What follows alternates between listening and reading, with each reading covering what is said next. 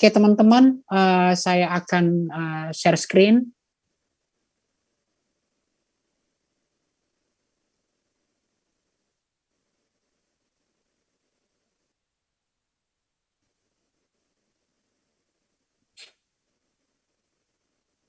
Oke, kita akan masuk kepada melanjutkan Bible study kita Hakim-Hakim pasal 5 yang sebenarnya merupakan pengungkapan dalam, kalau pasal 4 itu dalam bentuk narasi, dalam peristiwa, maka pasal 5 ini pengungkapan dalam bentuk lain, dalam nyanyian. LAI memberi judul nyanyian Deborah, dan saya memilih judul nyanyian kemenangan atau nyanyian kemenangan dalam Tuhan, nyanyian kemenangan Tuhan. Nah teman-teman, nyanyian lagu merupakan satu sarana atau bahasa yang begitu efektif, begitu kuat mengungkapkan isi hati. Dan sekaligus membangkitkan semangat, kemudian juga mengingat dan menuturkan memori. Itu lagu mempunyai kekuatan penting. Sehingga tidak heran di dalam kehidupan umat Allah, di dalam perjanjian, mulai dari perjanjian lama sampai perjanjian baru, di dalam perjalanan kehidupan rohani umat Allah, nyanyian adalah satu hal yang begitu penting. Dan malam ini kita akan melihat nyanyian kemenangan yang sangat istimewa. Nyanyian yang membuat umat Allah seharusnya bersemangat di tengah realita pergumulan kehidupan ini, yaitu nyanyian yang merayakan kemenangan yang begitu dahsyat, karya Tuhan atas musuh-musuhnya yang sebenarnya musuh-musuh umat Allah, tetapi Allah menyatakan sekaligus musuh-musuhnya sendiri. Dan nyanyian ini juga benarnya teman-teman mempunyai banyak sekali surprise, kejutan, sekaligus tantangan bagi kita dan juga membangkitkan kerohanian kita, kehidupan kita. Nah, kita akan melihat, saya akan coba bagi dalam 3 bagian, melihat struktur nyanyian ini. Yang pertama pengantar, itu ayat 1-3, pengantar dari nyanyian ini. Kemudian kita akan melihat ada 3 stansa atau 3 bait utama. Dan kemudian nanti kita akan lihat penutup yang sekaligus merupakan konklusi dan tantangan bagi para pendengar. Nah, mari kita masuk teman-teman pada bagian pertama, pengantar. Nah, pengantar ini setidaknya menjelaskan kepada kita 3 hal. Yang pertama tentu bagian ini kita akan melihat. Saya akan baca seiring dengan kita membahasnya. Ayat 1-3. Hakim-Hakim 5. Pada hari itu bernyanyilah Deborah dan Barak bin Abinoam. Demikian, karena pahlawan-pahlawan di Israel siap berperang, karena bangsa itu menawarkan dirinya dengan sukarela, pujilah Tuhan. Dengarlah ya raja-raja, pasanglah telingamu ya pemuka-pemuka. Kalau aku mau bernyanyi bagi Tuhan, bermazmurlah bagi Tuhan, Allah Israel. Nah teman-teman, bagian yang pertama ini mengungkapkan kepada kita siapakah yang bernyanyi. Dan kita tahu yang bernyanyi adalah Deborah dan Barak. Nah sekali, walaupun diungkapkan LAI memberikan judul nyanyian Deborah, tetapi ini adalah nyanyian bersama dari umat Allah yang menyatakan kemenangan, nyanyian kemenangan. Dan kemudian apa yang membuat mereka bernyanyi? Jika kita melihat ayat 1 dibuka dengan pada hari itu.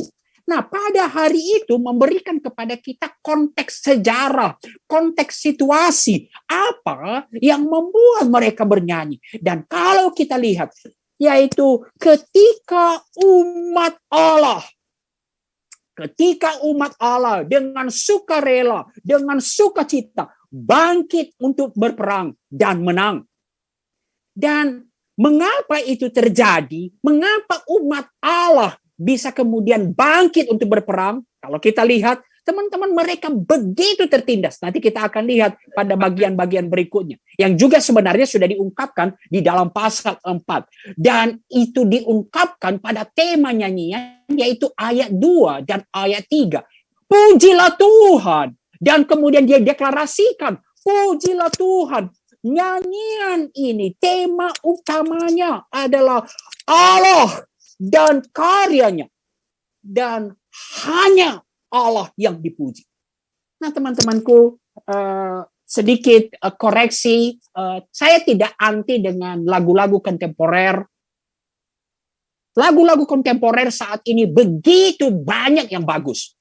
Tetapi kita sering kali lupa. Kita hanya teman-teman melihat nyanyian-nyanyian. Apa sih nyanyian rohani yang bagus? Nyanyian yang bagus itu adalah nyanyian yang mengungkapkan jati diri Allah. Yang mengungkapkan karya Allah. Dan tidak kemudian dengan klaim-klaim yang self-pity, teman-teman ya. Ada banyak lagu sepertinya tanpa rohani. Mungkin kadang-kadang diperlukan. Tapi kalau kita hidup terus dengan nyanyian-nyanyian seperti itu, kita tidak bisa secara jelas mengungkapkan jati diri Allah dan karyanya bagi umat. Tema nyanyian kita seharusnya adalah Allah dan karyanya. Dan tema nyanyian kita seharusnya pujilah Allah. Mari kita cek teman-temanku nyanyian-nyanyian kita. Saya tidak keberatan dengan lagu-lagu yang kontemporer yang terus Tuhan pasti menolong, Tuhan pasti melepaskan, Tuhan pasti menyertai, Tuhan pasti mengasihani, Tuhan pasti memberikan mukjizat. Tidak salah. Tetapi kalau kita terus hanya didoktrinasi dengan hal-hal seperti itu, mungkin kita tidak akan bisa pernah memahami Allah kita. Harus jati diri Allah, berbicara kedaulatan Allah. Berbicara bahwa saya akan tetap memuji Allah, sekalipun mukjizat tidak terjadi. Nyanyian kita, temanya adalah pujilah Tuhan. Nah teman-teman, Michael Wilcox, seorang teolog, mengungkapkan kemudian pada bagian ini, saya kutip teman-teman, agak panjang sebenarnya dalam bahasa Inggris, tapi saya coba terjemahkan. Meskipun nyanyian lagu ini menceritakan tentang peran Deborah, Barak, dan Yael, serta para bangsawan, orang-orang Israel, tapi jelas, teman-teman, diungkapkan Tuhanlah yang mengorkestrakan semua itu. Allah yang maha kuasa lah yang mengatur sehingga Allah yang merekayasa, mengorkestrakan sehingga bekerja sama semua untuk kemenangan ini. Tuhanlah yang membangkitkan Deborah, yang menjadi suara Tuhan bagi Barak dan Israel. Bangkitlah Barak.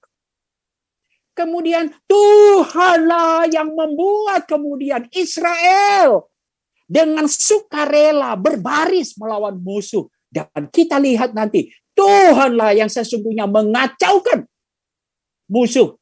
Dan Tuhanlah yang menyuruh Yael dengan segala hikmat menghabisi panglima Sisera itu, teman-temanku. Maka lagu ini menyatakan Tuhan Allah adalah hakim tertinggi. Dialah juru selamat sejati, the true savior of his people.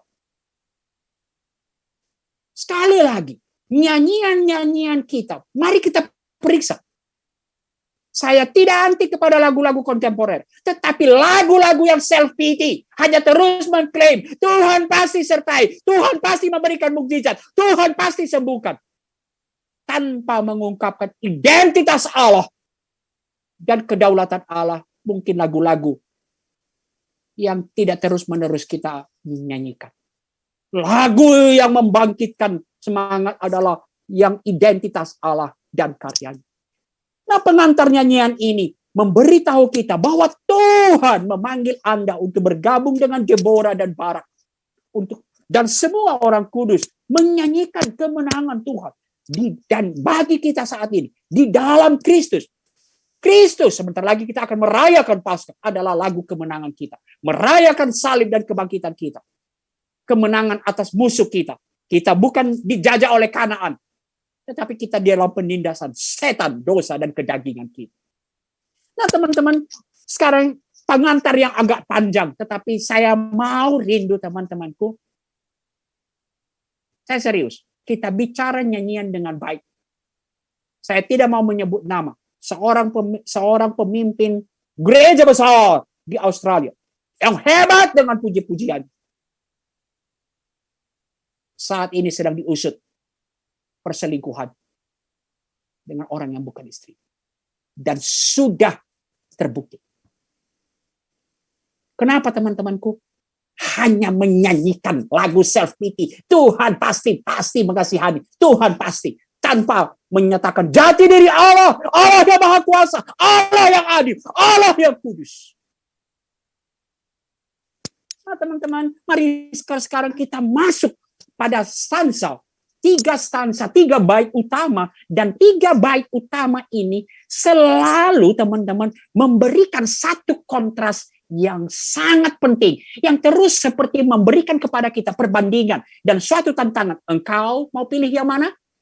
Nah, teman-teman, mari kita lihat. Yang pertama, kita akan lihat ayat 3-12 mengkontraskan antara orang Israel yang tertindas dengan para pemimpin yang dibangkitkan Tuhan.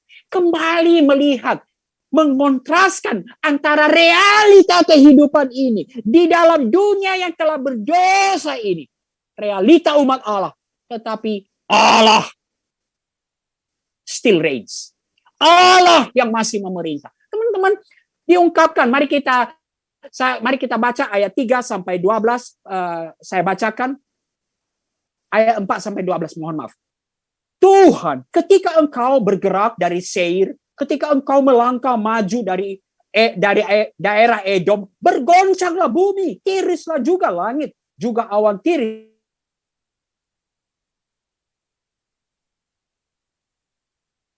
Israel.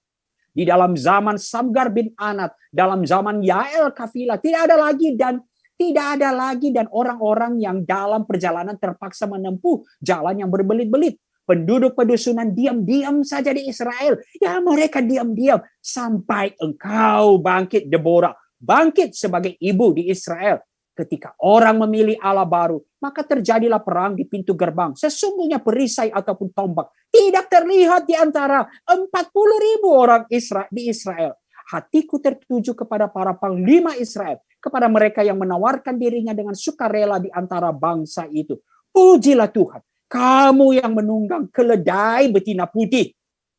Keledai betina putih gak ada kekuatan, teman-temanku. Kamu yang duduk di atas permadani. Kamu yang berjalan di jalan, ceritakanlah hal ini. Di tempat-tempat penimbaan air. Menurut suara orang-orang yang berdendang. Di sanalah orang menyanyikan perbuatan Tuhan yang adil. Perbuatan Tuhan yang adil terhadap orang-orangnya di pedusunan di Israel. Pada waktu itu, turunlah umat Allah. Umat Tuhan ke pintu gerbang. Bangunlah Deborah. Bangunlah. Nyanyikanlah sesuatu nyanyian. Bangkitlah Barak dan giringlah tawananmu. Hai anak Abinoam. Nah teman-temanku, mari kita lihat. Selama 20 tahun, kalau kita lihat pasal 4 ayat 1-3. Orang Israel begitu tertindas di bawah Raja Kanaan. Dan mereka profilnya adalah orang-orang yang kalah dan tertindas. Kalau kita lihat ayat 6 dan 8, seperti apa digambarkan? Teman-teman, Alkitab itu menunjukkan keadaan umat Allah, jangankan menyanyi, sepi, diam, diungkapkan tidak ada lagi orang yang berjalan-jalan. Kenapa? Mereka terpaksa diam-diam menempuh jalan yang berbelit-belit untuk menghindari para penjajah. Mereka diam-diam, sepi. Kekuatan perang, perisai ataupun tombak tidak terlihat di antara 40.000 orang Israel. Inilah keadaan orang Israel. Dan teman-teman, saya tidak akan bicarakan lagi, teman-teman di hakim-hakim sebelumnya pasti akan sudah disampaikan. Dan kita lihat siklus umat Allah. Di dalam dosa Tuhan menyerahkan mereka ke dalam penindasan bangsa-bangsa. Dan sampai mereka menyadari betapa tidak ada pengharapan bagi mereka. Lalu mereka berteriak kepada Tuhan. Dan kita lihat sebaliknya kemudian. Kontraskan.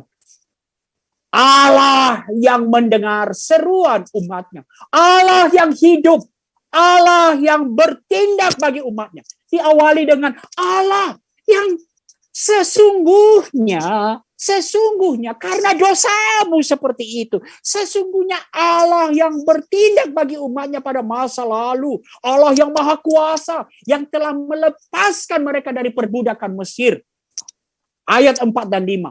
Itu merujuk kepada Keluaran 19. Teman-teman, itu bagaimana Tuhan menyatakan diri di Sinai dan mengungkapkan keagungan dan kebesarannya. Diungkapkan di sana, teman-temanku, ketika Allah melangkah maju ke daerah, bergoncanglah bumi. Mau diungkapkan, teman-temanku, sesungguhnya apa sih Raja Kanaan yang hebat yang menindas kalian? Allah kalau bertindak, bergoncanglah bumi. Bergoyanglah gunung-gunung Sinai di hadapan Tuhan Israel. Dan Allah yang menjadi batu karang pada masa lalu, Allah yang bertindak pada masa lalu, mendengar seruan rintihan umatnya di perbudakan Mesir, Allah itu yang bertindak kini, mendengarkan rintihan seruan Israel yang tidak punya pengharapan. Allah bertindak membangkitkan para pemimpin, membangkitkan umat Tuhan. Itulah ayat 9 dan 12. Sehingga kemudian kita bisa melihat mengapa kemudian ayat 9 dan 12 maju. Ada orang-orang yang sukarela di antara bangsa itu menawarkan dirinya. Kan teman-teman, suatu kontras yang sangat besar. Kalau kita lihat tadi di ayat 6 sampai 8, gak mungkin ada orang yang berinisiatif bangkit menyerahkan dirinya. Gak ada, gak mungkin. Sejak dari awal, jangankan untuk berperang, ketika membangkitkan mereka untuk menyerahkan diri secara sukarela, itu pun adalah pekerjaan Allah. Itu pun adalah kemurahan Allah. Dan kemudian kita saksikan ayat 12. Kemudian ayat 12, ayat 11. Pada waktu itu turunlah umat Tuhan ke pintu gerbang. Maka kembali nyanyian ini. Allah yang membangkitkan. Di tengah tidak ada pengharapan. Nggak mungkin muncul orang selama 20 tahun menjadi bangsa yang kalah dan tertindas. Nggak mungkin akan muncul pahlawan-pahlawan yang menyerahkan dirinya. Kecuali Tuhan bangkitkan, Tuhan bertindak. Teman-temanku, saya mau masuk kepada refleksi-refleksi. Kalau dulu mereka tertindas, tentu karena dosa, dan Allah menyerahkan mereka. Apakah kita sebenarnya sudah lama tidak menyanyikan lagu kemenangan? Dibangkitkan Tuhan. Turun bagi pekerjaan-pekerjaan Tuhan. Sekalipun mungkin kita masih banyak menyanyikan lagu-lagu rohani. Tetapi sesungguhnya udah lama mungkin. Atau nggak seterusnya, nggak sebanyak kita menyanyikan lagu pergumulan. Kenapa kita terus tertindas di bawah beban penindasan, kebiasaan berdosa, kecanduan. Apa yang terjadi sekarang? Wah, di mana-mana muncul insecurity, healing. Orang mencari itu. FOMO. Atau situasi-situasi yang tampaknya tanpa pengharapan. Kamu begitu dibebani oleh kekhawatiran sehingga sulit menyanyikan lagu kemenangan. Apakah Anda melihat diri sebagai orang yang sedang putus asa, nggak ada, tanpa pengharapan di tengah berbagai ini maksudnya saya, berbagai pergumulan hidup ini? Berserulah kepada Allah untuk menemukan pembebasan, kedamaian sejati, dan nantikan Allah bertindak di dalam Kristus. Allah telah bertindak pada masa lalu. Dan Allah bertindak kini. Sudahkah Anda melakukannya? Apakah Anda rindu kembali menyanyikan kemenangan Tuhan? di tengah berbagai pergumulan kehidupan ini. Teman-teman, itu yang pertama. Realita umat Allah di dalam penindasan. Tetapi Allah yang hidup. Allah yang mendengar seruan. Dan Allah yang bertindak. Allah yang dulu bertindak pada masa lalu. Allah yang bertindak kini ketika umatnya berseru dan datang kepadanya. Teman-teman, kita masuk sekarang pada bagian yang kedua. Ketika Allah bertindak, lalu apa yang terjadi? Dan ini kembali memberikan satu tantangan kepada kita. Teman-teman, kita masuk pada stansa yang kedua yang mengkontraskan mereka yang ketika mendengar seruan Allah melalui Deborah, panggilan Allah untuk berperang melawan musuh-musuh, mau taat, mau memberikan diri secara sukarela, dan mau bayar harga. Tetapi mereka juga ada yang berdalih dan tidak taat. Sekali lagi, siapakah mereka yang berdalih dan tidak taat ini? Umat Allah. Teman-temanku, mari kita lihat. Kita lihat sekarang ayat 13 sampai 23 dan saya bacakan buat kita. Lalu turunlah para bangsawan yang terluput. Umat Tuhan turun baginya sebagai pahlawan. Dari suku Efraim mereka datang ke lembah mengikuti engkau, ya suku Benyamin, dengan laskarmu. Dari suku Mahir turunlah para panglima. Dari suku Zebulon orang-orang pembawa tongkat pengerah. Juga para pemimpin suku Isakar menyertai Deborah. Dan seperti Isakar, demikianlah Naftali menyertai Barak. Mereka menyusul dia dan menyerbu masuk lembah. Tetapi pihak pasukan-pasukan suku Ruben, nah lihat, ada banyak pertimbangan. Gak apa-apa ya kalau ada yang bernama Ruben di sini, jangan takut. Kasih karunia terus tersedia bagi Ruben masa kini. Mengapa engkau tinggal duduk di antara kandang-kandang sambil mendengar seruling pemanggil kawanan? Di pihak pasukan-pasukan suku Ruben ada banyak pertimbangan. Orang Gilead tinggal diam di seberang sungai Yordan. Dan suku Dan, mengapa mereka tinggal dekat kapal-kapal? Suku Aser duduk di tepi pantai laut, tinggal diam di teluk-teluknya.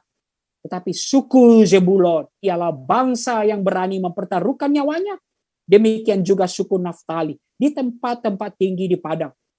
Raja-raja datang dan berperang. Pada waktu itu raja-raja Kanaan berperang dekat Tanah pada mata air di Megido.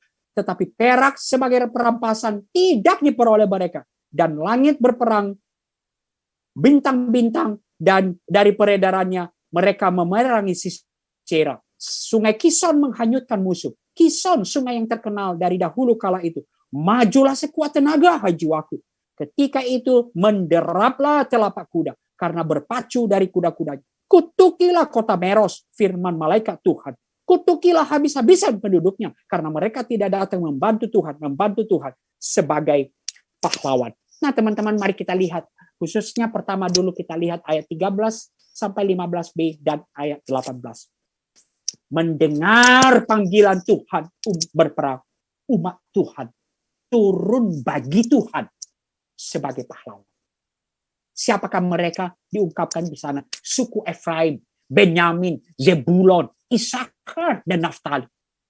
Dan mereka adalah orang-orang, teman-temanku, yang berani bayar harga, berani mempertaruhkan nyawa. Seperti di ayat 18. Suku Zebulon ialah bangsa yang berani mempertaruhkan nyawa. Demikian juga suku Naftali di tempat-tempat tinggi di padang. Dan apa yang membuat mereka melakukan hal itu? Nah, teman-teman, frasa bagi Tuhan, berperang bagi Tuhan, menjadi pahlawan Tuhan. Itu mengungkapkan satu hal kepada kita. Allah yang membangkitkan mereka. Dan mereka berperang karena iman kepada Tuhan. Mari kita lihat. Apakah suku-suku lain tidak mendengar? Mereka dengar. Mari kita lihat ayat 15b sampai 17. Suku Ruben, Gilead, dan Aser.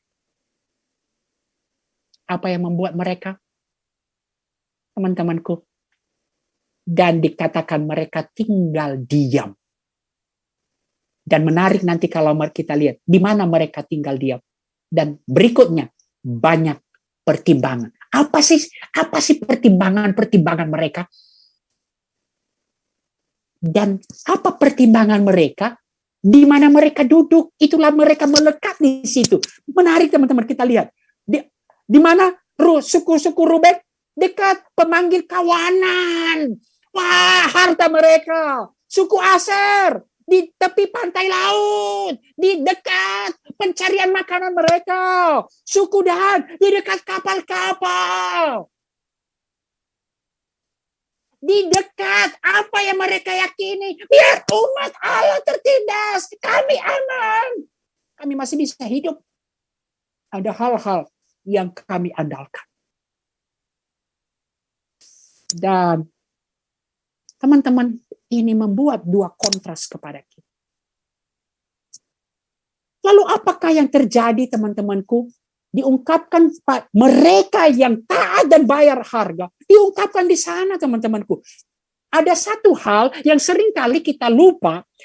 Bahwa ketika kita melihat penyertaan Tuhan. Maka kita tidak akan kita bermain-main. Kita akan selalu melihat bahwa penyertaan Tuhan akan melepaskan kita dari segala kesulitan.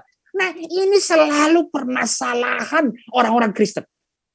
Ketika mengklaim bahwa Tuhan berperang, maka maunya dia tinggal berjalan, maunya dia tidak melakukan apa-apa, maunya tidak teman-temanku, tidak ada kesulitan sama sekali. Anugerah Allah tidak pernah teman-temanku mengabaikan tanggung jawab umat Allah. Mereka berperang. Di ayat 21c, bahkan dia memotivasi dirinya. Majulah sekuat tenaga, hai jiwaku, ketika dia mendengar deru dari kuda-kuda lawan. Maju, berani mempertaruhkan nyawa. Tetapi sesungguhnya Tuhan yang berperang bagi mereka. Ayat 20 sampai 21 menarik teman-temanku. Ayat 20 sampai 21 diungkapkan. Ketika diungkapkan ayat 19, ketika raja-raja itu berperang dan diungkapkan perak, rampasan tidak diperoleh mereka. Mereka gak akan berhasil. Mereka akan kalah. Siapa yang berperang bagi mereka? Tuhan. Dan itu ditunjukkan. Langitlah yang berperang. Bintang-bintanglah yang memerangi Sisera. Kuasa ilahi, dan ungkapan teman-temanku, langit di atas itu bagi orang Israel, bagi umat Allah adalah kekuatan ilahi. Bintang-bintang yang berperang. Bahkan badai, sungai yang akan menghanyutkan mereka, yang mengacaukan mereka. Dan ini teman-temanku rahasia dari pemburi dan kita. Seringkali kita mau menjadi murid Kristus, meminta penyertaan Tuhan, berarti lepas dari segala permasalahan. Oh no. Kolose 1 ayat 29, teman-teman, apa yang diungkapkan Rasul Paulus, teman-teman, di sana ada satu hal. Saya bacakan Kolose 1 ayat 29. Itulah yang kuusahakan dan kupergumukan dengan segala tenaga. Rasul Paulus, kuusahakan, kupergumulkan dengan segala tenaga sampai mau mati. Tapi dia kemudian, itu semua kekuatannya dari mana? Sesuai dengan kekuasanya yang bekerja kuat di dalam aku. Menarik teman-teman, ini paradoks yang harus terus kita perhatikan. Kita maunya nyanyian kemenangan iman adalah udah bebas. Kamu harus tetap berjalan, berperang. Pelayanan harus tetap kerjakan. Kolose 1:29 ini betul-betul mengajarkan kita. Teman-temanku, itu usahakan, kupergumulkan dengan segala tenaga. Itu sudah satu ungkapan maksimal. Tapi sesuai dengan kuasanya yang bekerja dengan kuat. 1 Korintus 15 ayat 10 juga mengatakan itu. Aku telah bekerja keras, tetapi bukan aku, melainkan kasih karunia Allah yang menyertai aku. Menarik ya. Aku bekerja keras, tapi bukan aku, melainkan kasih karunia yang bekerja di dalam aku. Dan itu yang kita lihat dalam profil Barak. Nanti kita akan teman-teman kulihat, nggak sempurna Barak. Penuh pergumulan. Bahkan ragu-ragu Barak. Tapi menarik, Ibrani 11, teman-temanku. Mungkin teman-teman pasal 4 kemarin, siapa yang teman-teman agungkan? Deborah, Barak. Deborah, Barak. Pengecut, nggak mau berani. Tapi teman-temanku, dicatat di Ibrani 11, dia pahlawan iman. Apa ini mengungkapkan? Ada pergumulan dalam penyerahan diri? Ya.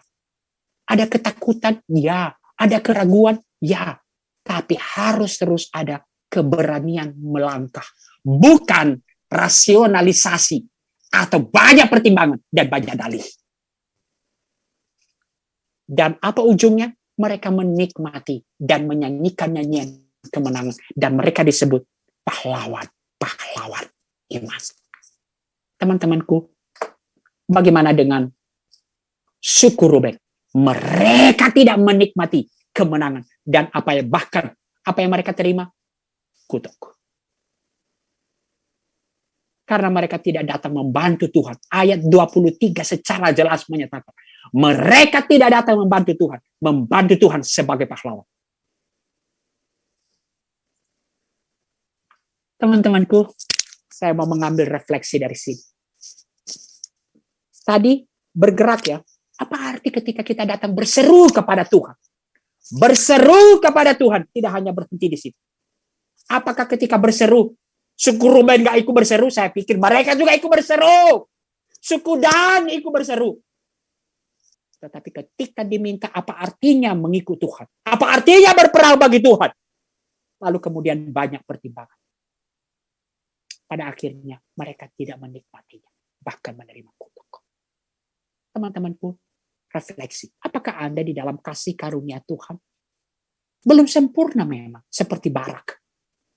Belajar taat dan mau berjuang. Atau teman-teman menjadi pembuat dalih, rasionalisasi. Terlalu banyak rasionalisasi kita. Apalagi masa pandemi ini. Banyak kali rasionalisasi kita masa pandemi ini. Tetapi di balik semuanya itu, kalau kita mau jujur, sebenarnya ingin menghindari panggilan Tuhan di dalam hidup kita. Teman-temanku, dan bukankah ini yang diungkapkan oleh Tuhan terus di dalam panggilan menjadi murid Kristus? Saya secara cepat. Yesus tidak pernah tertarik dengan para penggemar. Mereka yang habis memberi makan 5.000 orang. Mereka, teman-teman dicatat di sana, berbondong-bondong mengikuti dia. Dan gak tanggung-tanggung teman-temanku. Mereka mau menjadikan dia raja. Bukankah sesuatu yang baik? Lihat ya. Mereka mau mengikuti Yesus dan mau menjadikan Yesus raja. Tetapi ujung dari semua pencarian ini kita tahu teman-temanku. Yesus menghardik mereka ketika esok paginya mereka mencari Yesus sampai ke seberang di Kapernaum. Dan Yesus berkata, ketika orang banyak menemukan Yesus di seberang laut itu berkata, Rabi, bila mana engkau tiba di sini? Wah, mukjizat baru lagi. Tapi Yesus menjawab berkata, aku berkata kepadamu, sesungguhnya engkau mencari aku. Bukan karena kamu telah melihat tanda-tanda. Bukan karena mau mengikut aku. Bukan karena mau melihat aku sebagai Tuhan yang Maha Kuasa. Tetapi karena kamu telah makan roti itu. Dan kamu kenyang. Dan kamu mau menjadikan aku raja. Untuk pemenuhan kebutuhan-kebutuhan. Untuk pemenuhan kawanan dombamu. Kapal-kapalmu. Tempat pencarian makanmu. Seperti suku Dan Ruben. Teman-temanku. Wah. Saya tidak akan mengekspos ini. Tapi lihat teman-temanku. Berduyun-duyun. Tapi Yesus ngomong ke mereka. 3 kali ia tidak dapat menjadi muridku. Engkau tidak serius. Tentu di dalam. Teman-teman. Rasul Paulus berkali-kali di dalam mengatakan. Belum. Aku bukan berarti aku udah sempurna. Aku juga kejar. Tapi semua itu. Aku kejar seolah-olah. Kalau aku bisa menangkap. Berarti dia belum tangkap. Tapi menarik. Karena aku pun telah ditangkap oleh Kristus. Wow. Nggak sempurna memang. Dan maukah kita belajar betul-betul jujur mengikut Tuhan dan tidak hanya menjadikan dia untuk sekedar melepaskan kita dari berbagai kesulitan kehidupan, untuk mendatangkan berbagai apa yang kita inginkan. Markus 8 mengingatkan kita, orang yang berani mempertaruhkan nyawanya, justru itu yang dapat nyawanya. Dan itu yang terjadi pada Ruben. Ketika dia menahan nyawanya banyak pertimbangan, malah dapat kutuk. Syukur Ruben dan teman-teman. Teman-temanku, akhir dari Yohanes 6 tadi sangat ironi. Saya sudah mendengar semuanya itu, banyak murid Yesus kemudian berkata, wah, perkataan ini keras. Wah, jadi murid Yesus keras. Susah toh. Siapa yang sanggup mendengar? Dan ayat 66, mulai dari waktu itu banyak murid-muridnya mengundurkan diri dan tidak lagi mengikut dia. Mereka yang tadinya mau menjadikan dia raja. Yesus takut? Enggak, dia tantang muridnya. Kata Yesus kepada ke-12 muridnya, apakah kamu tidak mau pergi juga? Dan kiranya jawaban kita seperti Petrus. Engkau sumber hidup. Dari mana kami mendapatkan? Teman-temanku, bagian kedua ini begitu mengkontraskan. Semua berseru kepada Tuhan. Selamatkan kami Tuhan. Tetapi ketika Tuhan, apa artinya mengikut Tuhan? Kemudian ada dua pihak yang betul-betul menyatakan beriman, Engkau Tuhan yang Maha Kuasa. Tetapi ada yang banyak pertimbangannya. Teman-teman, bagian terakhir kemudian menjadi stansa terakhir. Wow, ini mengontraskan kepada kita, teman-temanku, kembali. Lebih jauh lagi antara kehidupan, yaitu dua perempuan, Yael dan ibu Sisera. Mari kita baca ayat 24 sampai 30. Diberkatilah Yael, istri Heber, orang Keni itu, melebihi perempuan-perempuan lain. Diberkatilah ia melebihi perempuan-perempuan yang di dalam kemah. Air diminta orang itu, tetapi susu diberikannya. Dalam cawan yang indah disuguhkannya dadi. Tangannya diulurkannya mengambil patok, tangan kanannya mengambil tukul tukang. Ditukulnya Sisera, dihancurkannya kepalanya, diremukannya dan ditembuskannya pelipisnya. Dekat kakinya orang itu rebah, tewas tergeletak. Dekat kakinya orang itu rebah dan tewas. Di tempat ia rebah, di sanalah orang itu tewas digagahi. Wih, teman-temanku, kata tewas itu diungkap berkali-kali, mengungkapkan akhir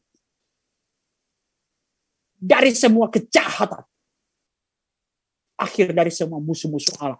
Pengulangan-pengulangan. Setiap pengulangan di dalam perjanjian lama, di dalam bahasa Alkitab kita, menunjukkan teman-temanku, itu penekanan yang luar biasa.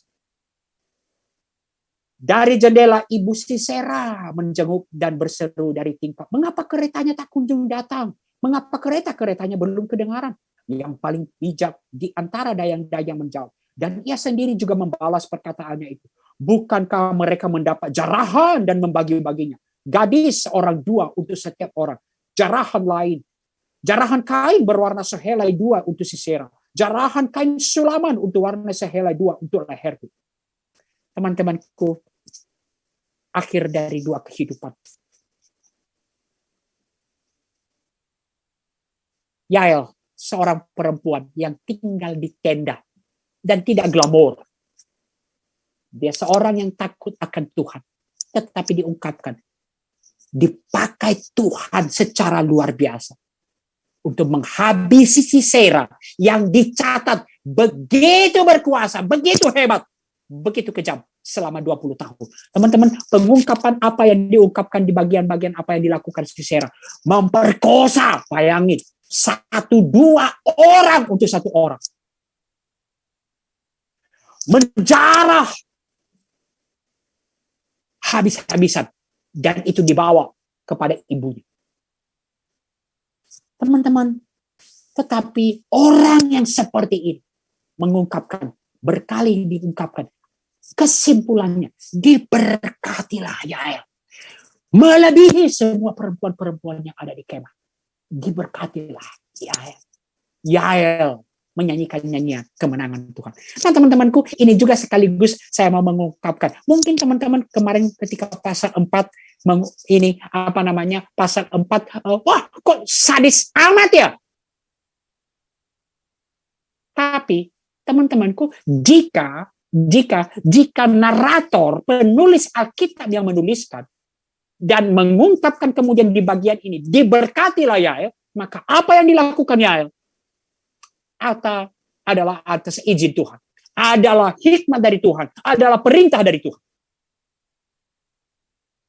Diberkatilah Yael. Bagaimana Ibu Sisera? Ibu Sisera, perempuan yang tinggal di istana bersama dayang-dayang dan terus kerjanya menanti-nantikan, menunggu-nunggu hasil jarahan, hasil pulangnya Sisera untuk membawa kembali. Dinikmati terus. Dan itulah yang dia tunggu-tunggu. Kenapa ya belum pulang kereta Sisera? Tetapi kini, dengan khawatir menunggu putranya kembali dari pertempuran untuk membawa banyak jarahan. Dan untuk kembali, teman-temanku, menikmati semua hasil kejahatan Sisera. Tetapi Alkitab menyatakan, akhir dari Ibu Sisera menyanyikan nyanyian kematian. Teman-temanku, sedikit saya mau mengambil refleksi di sini. Di zaman sekarang ini, mungkin kita tidak praktis seperti Ibu Sisera atau Yael. Tetapi kalau kita mau jujur di hadapan Tuhan, seringkali di tengah atmosfer dunia seperti ini,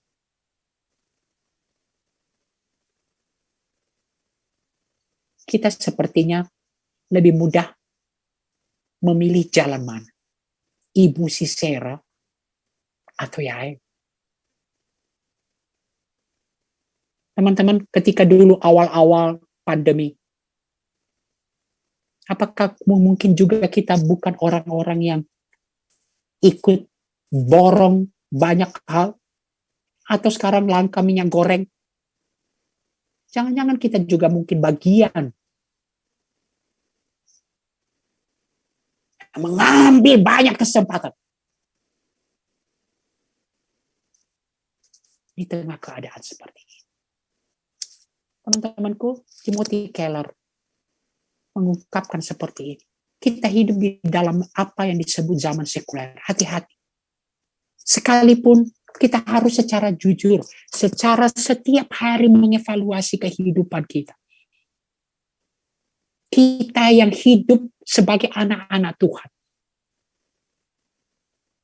gak jarang terus hidup mengambil banyak kesempatan. Yang penting saya enak. Zaman sekuler, kata Timothy Keller, adalah zaman di mana semua penekanan terletak pada kehidupan sekarang ini tanpa adanya konsep kekekalan. Teman-teman, kalau mau jujur, apa sih yang paling kita rindukan? Yang paling kita rindukan, apakah betul yang paling kita rindukan adalah tujuan-tujuan Tuhan dalam kehidupan kita? Yang paling kita rindukan adalah pembaharuan karakter kita. Yang paling kita rindukan, bagaimana saya dipakai oleh Tuhan. Yang paling kita rindukan, bagaimana buah roh muncul dalam kehidupan saya. Bagaimana apa yang dikatakan dalam Korintus itu, saya makin serupa dengan Kristus dalam kemuliaan yang semakin besar. Hal-hal kekekalan atau yang dibayangkan kita adalah bagaimana supaya gue lolos lagi. Hidup lagi. Menikmati kehidupan ini lagi. Dan bahkan gak jarang kita kemudian memanfaatkan banyak situasi, mengorbankan banyak orang demi terpenuhinya keinginan-keinginan kita. Teman-temanku, mari kita berhenti. Saya kutip ini, teman-temanku, Yohanes 4 ayat 14 ini. Ungkapan kepada perempuan Samaria yang terus mencari kepuasan melalui laki-laki. Melalui pemenuhan dalam relasi. Barang siapa minum air yang kuberikan kepadanya, ia tidak akan haus untuk selama-lamanya. Sebaliknya, air yang akan kuberikan kepadanya akan menjadi mata air dalam dirinya yang terus-menerus memancar sampai kepada hidup yang kekal. Maukah kita mau mengakhiri pencarian kepuasan hidup di dalam banyak hal dan betul-betul datang kepada Yesus, merindukan apa yang Tuhan inginkan dalam kehidupan kita. Kita masuk pada bagian penutup. Teman-temanku, bagian penutup ini sekaligus meringkaskan kemudian dan sekaligus menjadi tantangan bagi para pendengar. Demikianlah akan binasa segala musuhmu ya Tuhan. Tetapi orang yang mengasihinya bagaikan matahari terbit di dalam kemegahan. Teman-teman, kiranya ayat ini memberikan kepada kita suatu penghiburan, pengharapan. Kita masih hidup di dalam dunia yang penuh pergumulan. Kita masih hidup di dalam kemah kita di dunia ini. Tetapi akan tiba saatnya. Seolah-olah sekarang sepertinya ada banyak kejahatan menang. Tetapi pada waktunya, Mazmur 110 mengatakan, sampai semua musuh akan ditundukkan di kakinya. Kaki Tuhan Yesus. Wahyu mengungkapkan semua akan binasa segala musuh Tuhan. Tetapi orang yang mengasihi Tuhan akan bagaikan matahari terbit di dalam kemegahan. Teman-teman, ini satu konklusi. Tidak hanya berbicara pengharapan, tetapi kiranya kita mulai cicipi di dalam kehidupan kita kini. Suatu konklusi sekaligus tantangan dan panggilan bagi yang mendengar. Apakah kita mau menyanyikan nyanyian kemenangan Tuhan? Atau seolah-olah kita wow dengan nyanyian yang kita bentuk sendiri. Tetapi akhir dari semuanya itu adalah kebinasaan, kehancuran. Teman-teman, saya masuk pada bagian akhir. Nyanyian apa yang Anda nyanyikan hari ini? Nyanyian apa yang Anda nyanyikan hari ini? Masuk dalam seluruh aspek kehidupan kita. Kalau orang-orang Israel karena penindasan Raja Kanaan. Teman-teman, apa yang menindas kita hari ini? Dosa? Adakah dosa-dosa tertentu yang begitu menindas kita? Adakah kecanduan-kecanduan tertentu yang begitu menindas kita? Adakah ketakutan, kekhawatiran yang begitu menindas kita? Maukah engkau menyanyikan nyanyian kemenangan di dalam Tuhan? Datanglah kepada Tuhan. Dan dengan iman, berjuang untuk mau taat, betul-betul ikut Tuhan. Sekalipun kita belum melihat. Tetapi di dalam keyakinan, Allah yang pada masa lalu bertindak. Allah yang masa kini bertindak. Dan akan bertindak. Sampai di dalam kekekalan. Dan itu yang diungkapkan Alkitab kita, teman-temanku. Teman-teman, saya kutip beberapa. Wah, menyanyikan nyanyian kemenangan. Dulu, sekarang, dan selamanya. Yuk, apa yang tak menindas Anda saat ini? Maka mari melihat ke belakang.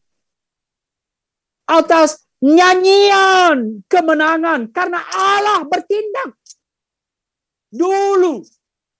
Pada waktu itu, Musa bersama-sama dengan orang Israel. Menyanyikan nyanyian ini bagi Tuhan yang berbunyi. Baiklah aku menyanyi bagi Tuhan. Sebab ia tinggi luhur. Kuda dan penunggangnya dilemparkannya ke dalam laut. Musuh-musuh akan dilemparkannya ke laut. Tuhan itu kekuatanku dan mazmurku. Ia telah menjadi keselamatanku. Ia Allahku. Kupuji dia. Ia Allah Bapakku. Kuluhurkan dia. Wah, teman-teman. Nyanyikanlah nyanyian baru bagi Tuhan. Sebab ia telah melakukan perbuatan-perbuatan ajaib. Keselamatan telah dikerjakannya oleh tangan kanannya, oleh lengannya yang kudus. Dan itu kita telah alami secara sempurna di dalam Kristus. Nyanyian baru. Nyanyian perjanjian baru. Teman-teman, apakah juga kita menyanyikan nyanyian kemenangan karena ketaatan kita? Seperti Maria, seperti Barak. Barak yang penuh pergumulan. Gak mau saya jalan kalau kamu ketemani Deborah. Bayangin kita pengecut. Tapi dia diungkapkan pahlawan iman. Maria juga yang bergumul, teman-temanku. Bagaimana mungkin itu terjadi? Bagaimana mungkin itu terjadi? Aku belum menikah. Tetapi berani kemudian di dalam ketaatan. Jadilah pada aku seperti perkataan. Dan dia menyanyikan nyanyian kemenangan. Apakah kita menyanyikan kemenangan karena ketaatan kita? Melawan dosa. Ketaatan kita mengerjakan pekerjaan Tuhan. Berperang bagi kerajaan Allah. Nyanyian kita untuk tetap berdiri teguh. Sekalipun sekeliling kita hidup di dalam kejahatan, hidup di dalam dunia kompromi. Apakah kita menyanyikan? Dan bahkan kiranya kita terus dalam pengharapan. Allah yang akan menjaga kita. Kita akan terus menyanyikan. Wah teman-teman, mereka akan menyanyikan nyanyian usaha Allah. Besar dan ajaib segala pekerjaanmu ya Tuhan. Allah yang maha kuasa, adil dan benar segala jalan. Ya Raja segala bangsa. Teman-temanku, apakah yang engkau nyanyikan dari hari ke hari? Nyanyian kemenangan? Kiranya eksposisi kita hari ini menolong kita, sekalipun dalam pergumulan, sekalipun belum sempurna, sekalipun mungkin seperti Barak yang penuh keraguan, tetapi berani melangkah di dalam iman, berani melangkah di dalam ketaatan, berseru kepada Tuhan, dan bahkan berani, teman-temanku, untuk betul-betul mempercayakan hidup seperti apa yang Tuhan inginkan bagi kita. Kiranya Tuhan memberkati. Amin. Saya kembalikan kepada MC.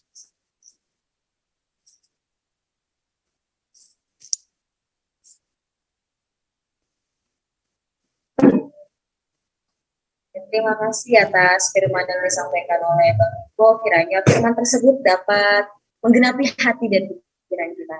Saat ini kita akan mendengarkan warta yang akan dibawakan oleh Feby. Ada Feby, bersilakan.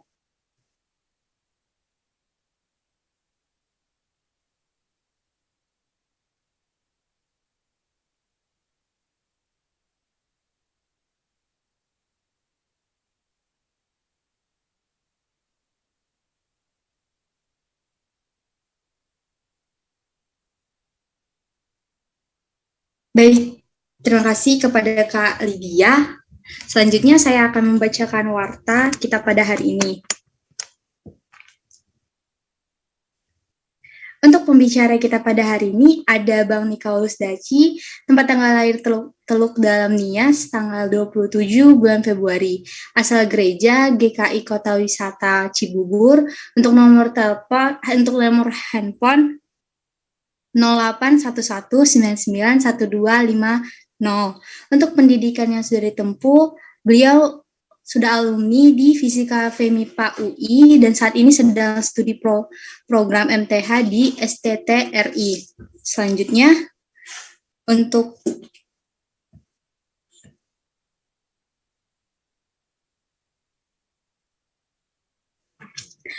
pelayan kita pada hari ini ada Liturgos dibawakan oleh Kak Lydia Evangelista Tampu Bolon dari S1 Universitas Pakuan Bogor, Angkatan 2019. Dan untuk doa syafaat ada Bang Evan dari S1 Universitas Pakuan Bogor, Angkatan 2018. Mari teman-teman kita mengapresiasi pembicara dan pelayan kita melalui memberikan emoji atau ucapan terima kasih melalui kolom chat.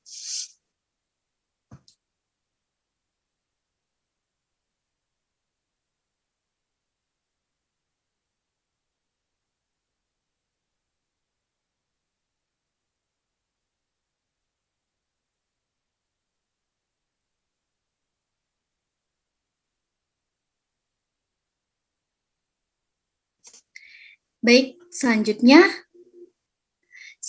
mari kita memberikan persembahan melalui OVO atau Dana yang ada di layar. Boleh nih buat teman-teman mengisi absen pada link yang ada di layar ataupun yang ada di kolom chat.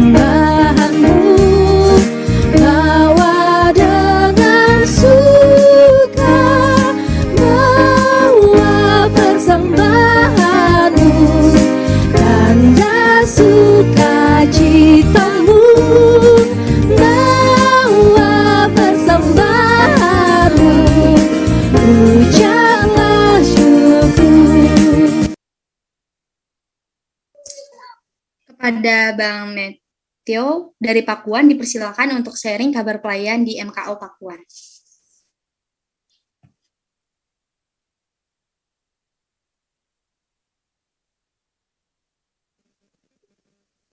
Halo, selamat malam teman-teman semua, Shalom. Shalom. Mungkin pertama-tama aku perkenalan dulu kali ya.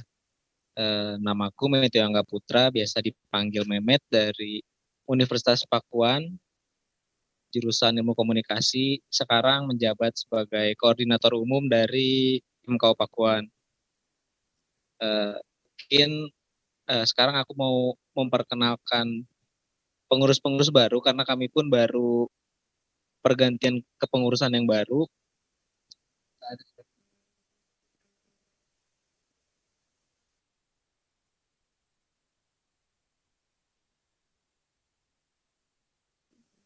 Sebentar ya, mau ditunjukin ada slide.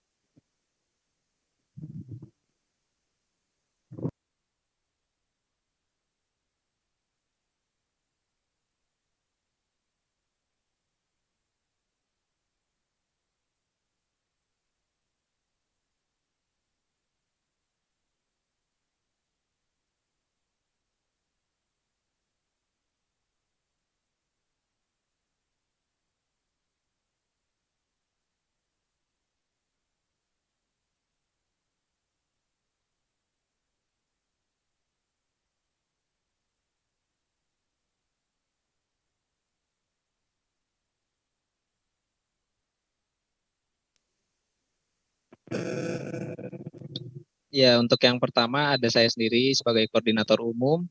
Lalu ada di bidang persekutuan ada Evander dan Lydia. Mungkin boleh saya hai Evander dan Lydia. Halo. Halo.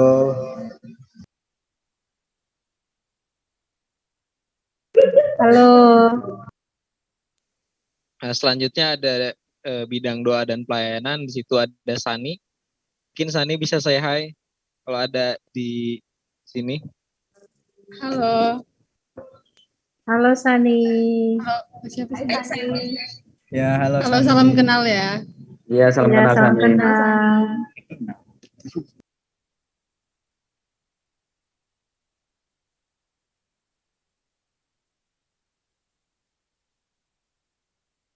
Selanjutnya ada Gena dari bidang media dan informasi. Tapi untuk Gena tidak hadir di room ini. Mungkin bisa lanjut ke ada bidang pembinaan. Nah, di bidang pembinaan itu ada Messi dan Anya. Boleh saya hai mungkin Anya. Halo, salam kenal semua. Halo Anya, salam kenal. Salam kenal Anya.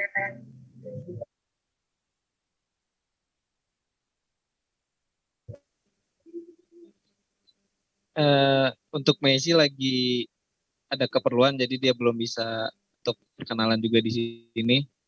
mungkin dilanjut kali ya untuk sharing dari kami MKU Pakuan yang sekarang kami baru pergantian kepengurusan dari pengurusan yang kemarin dengan susunan yang tadi sudah saya perkenalkan. Dan untuk kondisi saat ini kita sudah mulai proker yang pertama, yaitu ada Paskah yang kita sudah mulai persiapan untuk Paskah nanti. Dan di minggu depan rencananya kami akan tapping untuk ibadahnya. Nah, selain itu kami juga sudah berjalan untuk persekutuan Jumat setiap hari Jumat. Dan besok pun kami akan ada persekutuan Jumat.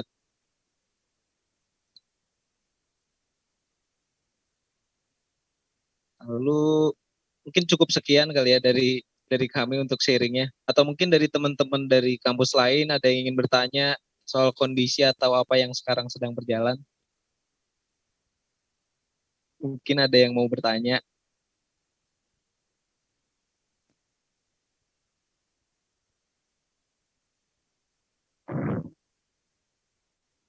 Bang Richard mungkin mau bertanya, Bang Richard.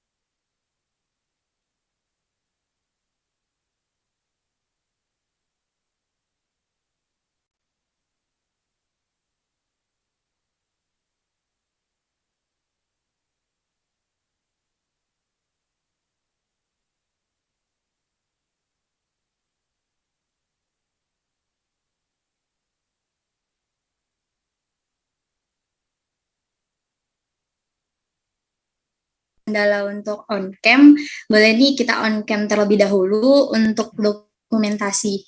Nah, untuk yang SS, aku persilakan kepada Kak Sutra. Oke, udah ya. Satu, dua, tiga. Oke, sekali lagi. Satu, dua, tiga. Oke, udah.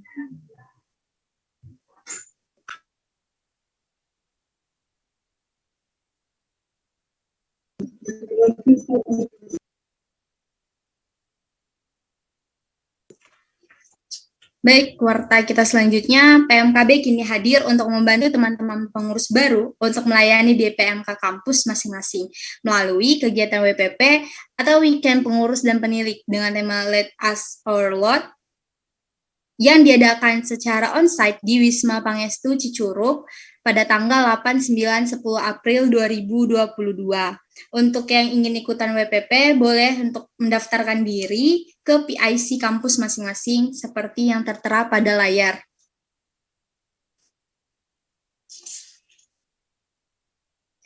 Baik, selanjutnya PMKB akan mengadakan Bible Study pada hari Kamis 31 Maret 2022 mulai pada pukul 19.00 WIB yang diambil dari Hakim-Hakim 6 ayat 1 sampai 40 dan itu akan secara PA berkelompok. Selanjutnya, jangan lupa untuk tetap follow us Instagram PMKB yang ada di layar kita pada hari ini.